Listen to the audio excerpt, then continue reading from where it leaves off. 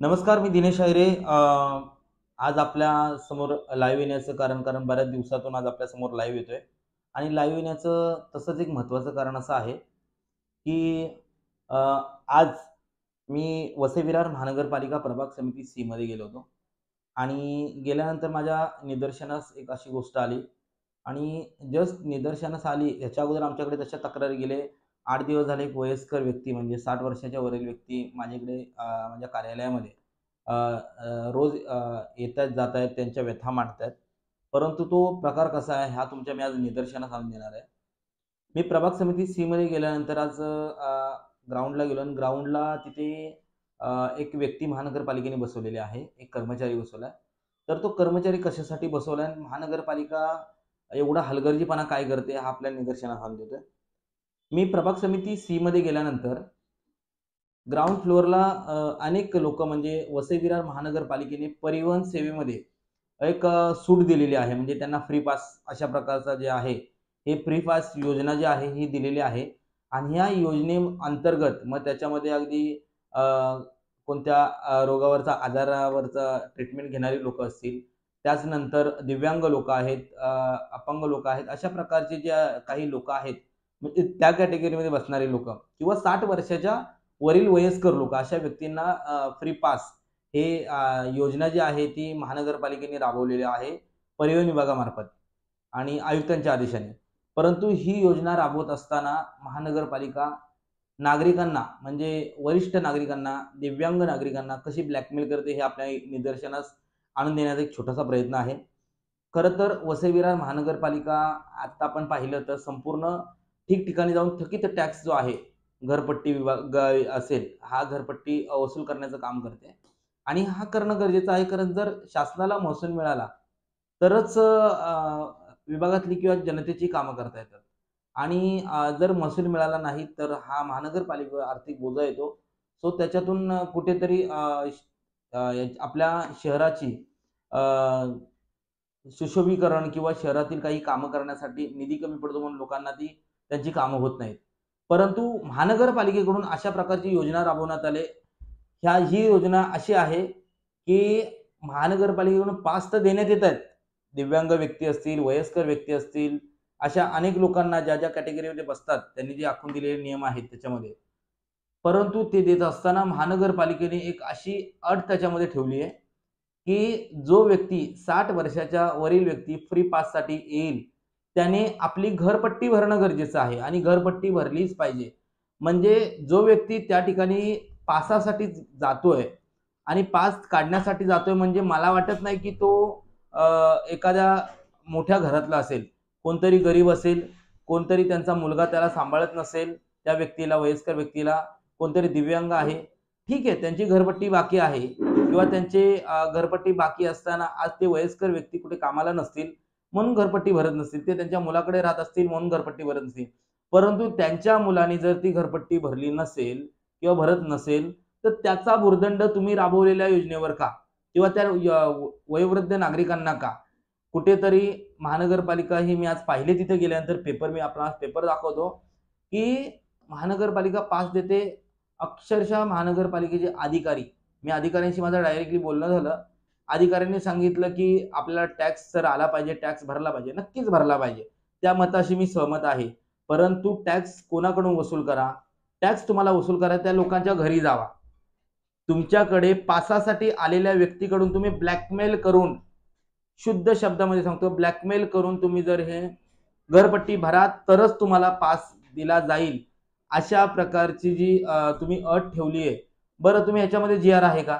महानगरपालिकेचा कोणताही जी-आर नाहीये. महानगरपालिकेचा कोणताही ठराव नाहीये. ज्यांना आम्ही विचारलं ते म्हणतात वरून तोंडी आदेश आहे. मग तोंडी आदेश असे अनेक अधिकाऱ्यांना जर अनेक राजकीय पक्षांनी जर सांगितले अधिकाऱ्यांना की साहेब हे काम करा, साहेब ते काम करा, तर तोंडी आदेशाने हे काम होणार आहेत का?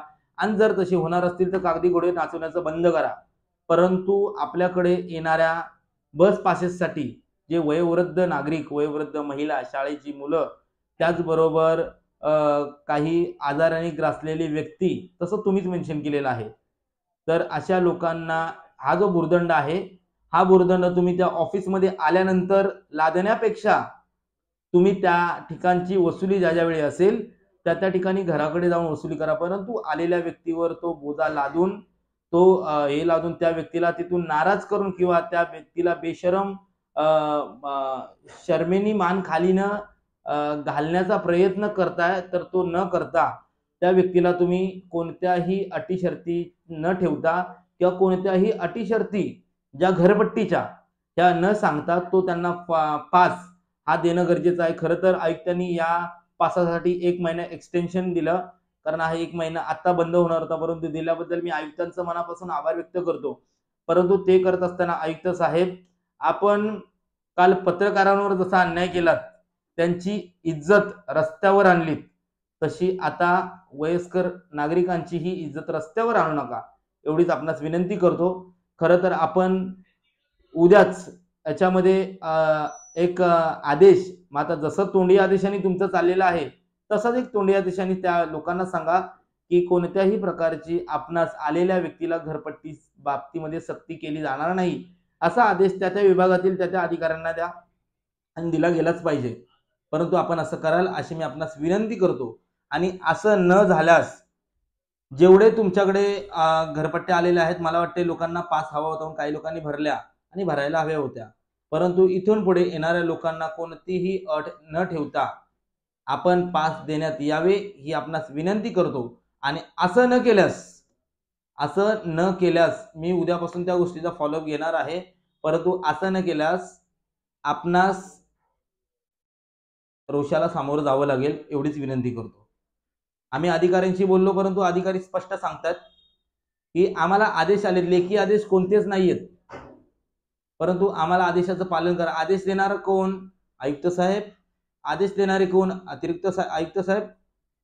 पण यांच्याकडून कोणताही लेखी आदेश नाहीये.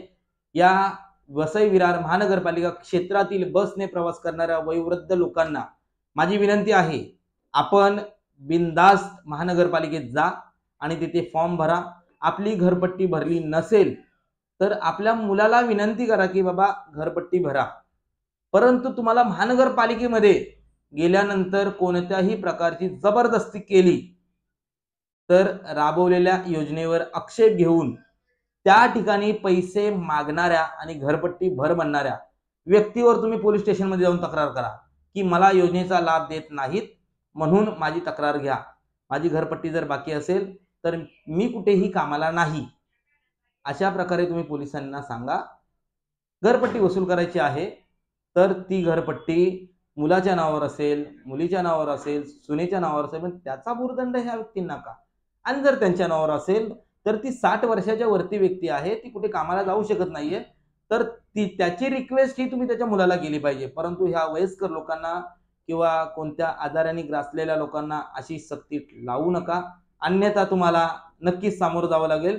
आणि प्रभाग समिती ए ते आय या सर्व सहाय्यक आयुक्त यांना विनंती आहे, आपण आपले जे कोण वरिष्ठ असतील त्यांच्याशी ह्या विषयावर बोलणं गरजेचं आहे. संपूर्ण प्रभाग समितीतल्या सत्ताधारी असतील, विपक्ष असतील, संघटना असतील, संघटनेचे काही पदाधिकारी असतील, या सर्व लोकांना माझी विनंती आहे की आपण हा विषय उचलून ज्येष्ठ नागरिकांना याचा निशुल्क कोणताही त्रास न होता या योजनेचा फायदा करून द्या, अशी विनंती करतो. जय हिंद, जय महाराष्ट्र.